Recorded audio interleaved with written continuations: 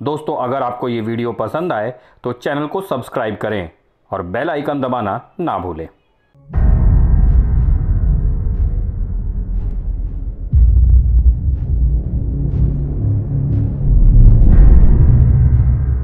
नमस्कार दोस्तों, मैं प्रशांत राय और आप देख रहे हैं युग धर्म। दोस्तों, हरियाणा के जघन्य निकिता तोमर हत्याकांड में कोर्ट का फैसला आ गया है। कोर्ट ने दोनों अभियुक्तों, इस मामले में जो दो अभियुक्त थे तौसीफ और रेहान, उन्हें उम्र कैद की सजा सुनाई है।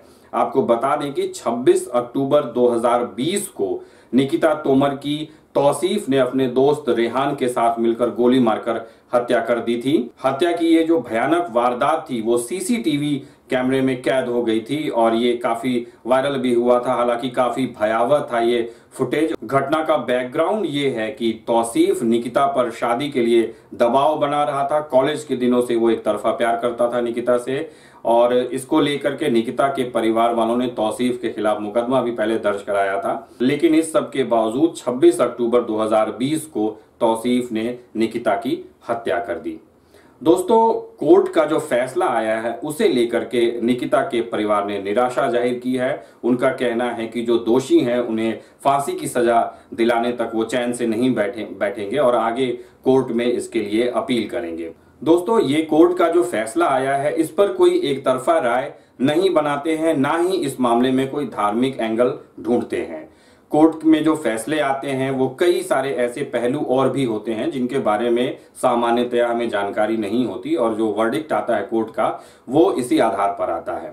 लेकिन इस मामले में एक बात तो तय थी कि निकिता तोमर की जघन्य हत्या की गई और इसका सीसीटीवी फुटेज इस बात की तस्दीक करता है। सीसीटीवी कैमरे में साफ दिख रहा था कि किस तरीके से निकिता बचने की कोशिश कर रही है, लेकिन इसके बावजूद तौसीफ ने उसे करीब से गोली मार दी। बिल्कुल हत्या के इरादे से ही गोली मारी गई, ये साफ उस सीसीटीवी फुटेज में दिखा है।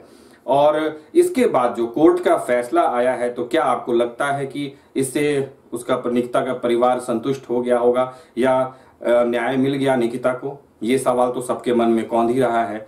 दूसरा सवाल अब ये कौंध रहा है कि कोर्ट ने उम्र कैद की सजा सुनाई है दोनों अभियुक्तों को, तो क्या जो ये दोनों अभियुक्त हैं ये उम्र कैद मतलब पूरी उम्र तक जेल में रहेंगे या अच्छे चाल चलन के आधार पर भविष्य में रिहा नहीं कर दिए जाएंगे? क्या इसकी कोई व्यवस्था है?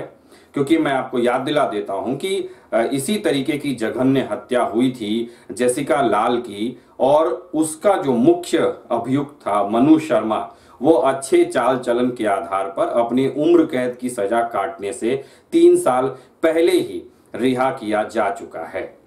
तो इस मामले में भी ये जो दोनों अभियुक्त हैं ये भविष्य में अच्छे चाल चलन के आधार पर देश की सेवा करने के लिए रिहा नहीं किए जाएंगे, इसकी क्या गारंटी है? केवल अपनी सनक के चलते किसी की जिंदगी छीनने वालों को अच्छे चाल चलन के आधार पर कौन सा महान काम करने के लिए समाज में वापस भेजा जाता है, ये सवाल लोगों के दिलों में कौंध रहा है। खैर, इस मामले में आगे अपील होती है या नहीं, और अगर अपील होती है तो आगे की जो उच्च अदालतें हैं वो क्या फैसला देती हैं, ये तो अब आने वाले समय में देखना होगा। लेकिन कोर्ट का ये जो फैसला आया है उससे कुछ बिंदुओं पर तो बहस छिड़ी गई है कि जघन्य हत्या किसे कहते हैं, सबूत क्या होता है और अच्छे चाल चलन की परिभाषा क्या है। दोस्तों, बस इतनी ही बात आज आपके सामने मुझे रखनी थी। फिर मिलते हैं। नमस्कार।